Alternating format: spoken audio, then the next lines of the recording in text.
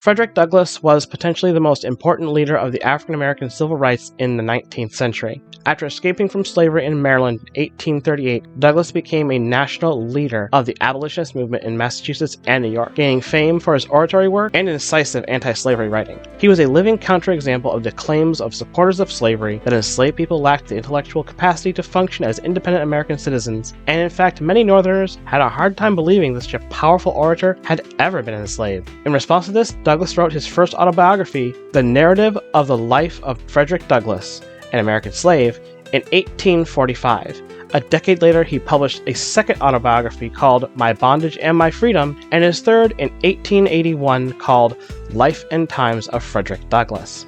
Douglass was also a fierce advocate for women's suffrage and, without his knowledge or consent, became the first African American to be nominated for Vice President of the United States as the running mate of Victoria Woodhull of the Equal Rights Party. Douglass believed in dialogue and in making alliances across racial and ideological divides, quoted as saying, "I would unite with anybody to do what is right and nobody to do wrong." He was a Christian who accused slavers of blasphemy and wickedness, saying they lacked morality and failed to follow the golden rule. Quote, "Your wickedness and cruelty committed in this respect of your fellow creatures are greater than all the stripes you have laid upon my back or theirs. It is an outrage upon the soul, a war upon the immortal spirit, and one for which you must give account at the bar of our common Father and Creator." In 1847, Frederick Douglass told William Lloyd Garrison, owner of the anti-slavery newspaper The Liberator, "I have no love for America. As such, I have no patriotism. I have no country. What country have I?